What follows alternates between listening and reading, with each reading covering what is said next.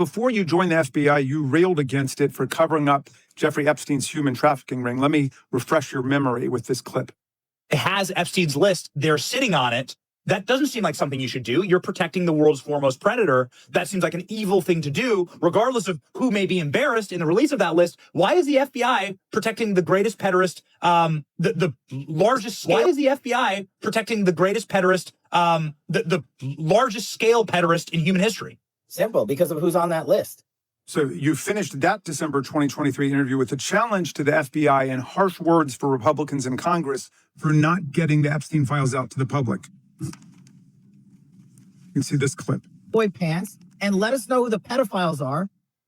Put on your big boy pants and let us know who the pedophiles are, you said. You emphasized that the president and FBI director each had complete authority to release Epstein's client list. You said Epstein's black book is under the, quote, direct control of the director of the FBI. Look at this clip.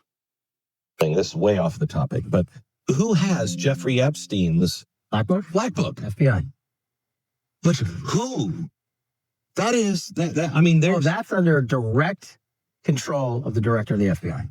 All right, so you were sworn in as director more than 200 days ago. Now the black book is under your direct control. So why haven't you released the names of Epstein's co-conspirators in the rape and sex trafficking of young women and girls? The Rolodex, which is what everybody colloquially refers to as the black book, has been released. Oh, no, you're talking about what the journalist got 5 years ago? No, that's not what we're talking about. We're talking about what you were talking about there, That's the black exactly book what under I'm the direct control of the FBI director. We have released more material than anyone else before. The Biden administration, Obama administration had the exact opportunities to release this material, and they never did. And if you are selling the men and women of the FBI, why we're not do you going after change your child position? predators. Hang on, you said we're not going after child predators. 1,500 child predators arrested this year, 35% increase. I'll reclaim my time. 4,700 child Mr. victims Chairman, I'm going to now. reclaim my time if you could instruct the witness. Why have you changed your position? There you were saying it's under the direct control of the FBI director and all of it should be released. Why have you changed your Everything position? that has been lawfully permitted to be released has been released. And as I told you, Really? the investigation was limited. And let me make something crystal clear. I never said Jeffrey Epstein didn't traffic other people, other women, and they're not other victims. This is the investigation we were given from 2006, 7, and 8, and the search warrants from 2006, 7, and 8. That's what we're working with. Well, wait, have you released all of the stuff that the FBI has seized from Epstein's house?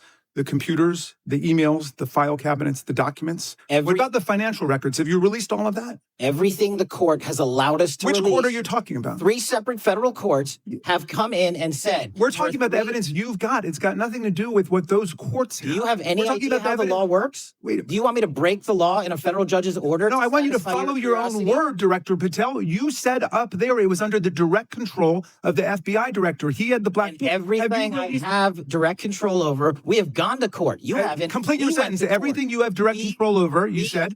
Have gone to court, and everything we have direct Director control Patel, over. complete your and sentence. can You said everything- lawfully release. We're Gentlemen, releasing. You'd like to complete his answer. You began the sentence, everything you have direct control over, and then you stopped that sentence. You've released everything that you have direct control over? I have direct control over and can lawfully release. If you're not familiar with the court orders, that's not my fault. Oh, I'm Go perfectly, look at them. I'm Go perfectly to familiar court. with them. But how did we prosecute Ghislaine Maxwell?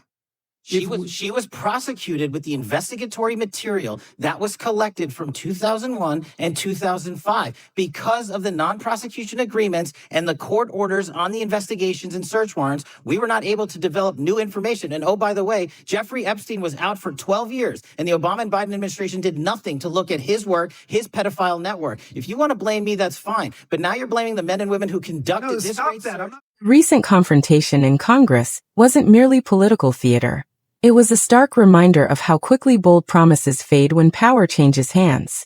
Representative Jamie Raskin challenged Kash Patel, the current FBI director, using his own previous statements against him in a moment that cuts to the heart of democratic accountability.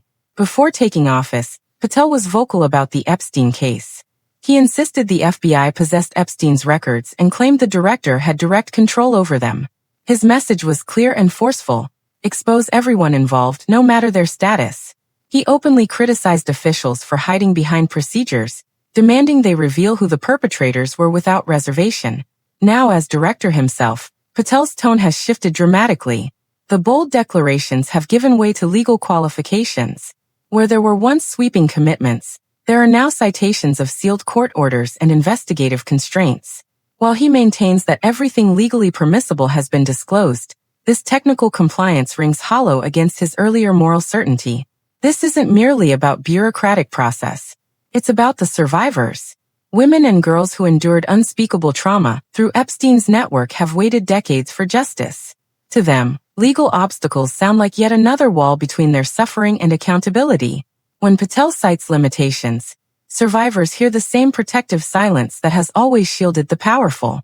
Raskin's questioning exposed this tension perfectly. If Patel once viewed transparency as a duty, why isn't he leveraging his current authority to fulfill that obligation? Laws can be contested. Court orders can be challenged. Redactions can protect victims while revealing perpetrators. When administrations want documents unsealed, they find ways. Rather than addressing transparency directly, Patel redirected blame toward previous administrations and highlighted arrest statistics for child predators. While these efforts matter, they dodge the central question. What about Epstein's influential connections? What about those with wealth and power who may have participated in exploitation?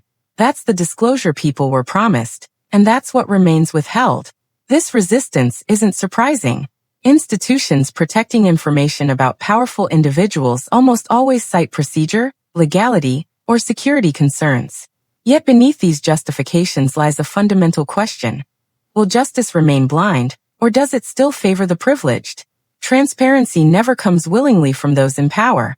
It must be demanded, fought for, and extracted through relentless pressure. Without persistent oversight and public attention, the Epstein files will continue emerging in incomplete fragments, if they emerge at all. Don't dismiss this as routine political conflict. It represents a fundamental struggle over whether truth can withstand the calculations of those controlling it. Survivors deserve better than excuses. The public deserves more than selective disclosure. When leaders promise full transparency and no cover-ups, we must hold them accountable regardless of their position. If you value accountability and believe survivors deserve to be heard, these moments demand attention. Silence protects power, but sustained scrutiny and demands for truth can penetrate even the most fortified secrecy.